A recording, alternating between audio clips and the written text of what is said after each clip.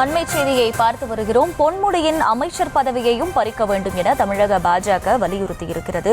திமுக போன்ற குடும்ப கட்சிகளில் துணை பொதுச் செயலாளருக்கும் சரி, அடிப்படை உறுப்பினருக்கும் சரி, அதிகாரம் என்பது சூனியம்தான் எனவும் தெரிவிக்கப்பட்டிருக்கிறது.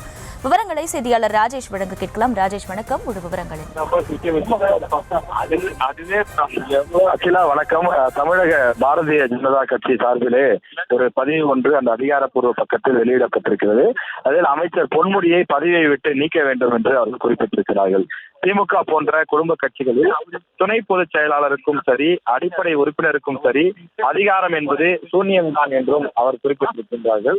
மேலும் தொடர்ச்சியாக பெண்களை கொச்சைப்படுத்தியும் தமிழகத்தின் பழம் பெருமைமிக்க அடையாளமாகவும் தமிழ் மொழியை வளம் கொழிக்க வைத்த சைவ வைணவ சமயங்களையும் அதன் புனித அடையாளங்களையும் எவ்வளவு முடியுமோ அவ்வளவு இழிவுபடுத்தி பேசி இருக்கக்கூடிய பொன்முடி கட்சி பொறுப்பிலிருந்து நீக்கியது போதாது, அமைச்சர் பொறுப்பிலிருந்தும் நீக்க வேண்டும் என்று அவர்கள் தெரிவித்திருக்கிறார்கள். மேலும் இதற்கான அந்த காரணங்களை குறித்தும் பட்டியலிட்டிருக்கிறார்கள்.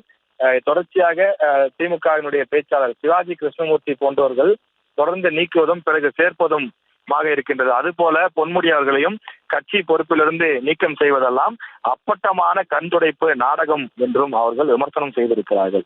மேலும் தமிழக பாஜக சார்பில் வெளியிடப்பட்டிருக்கக்கூடிய அந்த பதிவிலே பொன்முடியை அமைச்சர் பதவியிலிருந்து உடனடியாக நீக்குவது மட்டுமே நீங்கள் ஒரு நல்ல தலைவர் மற்றும் மாண்புள்ள முதல்வர் என்பதை நிரூபிக்கும் என்றும் குறிப்பிட்டிருக்கிறார்கள்.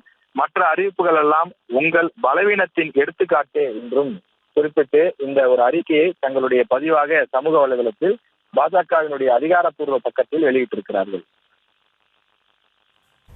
விவரங்களுக்கு நன்றி ராஜேஷ்.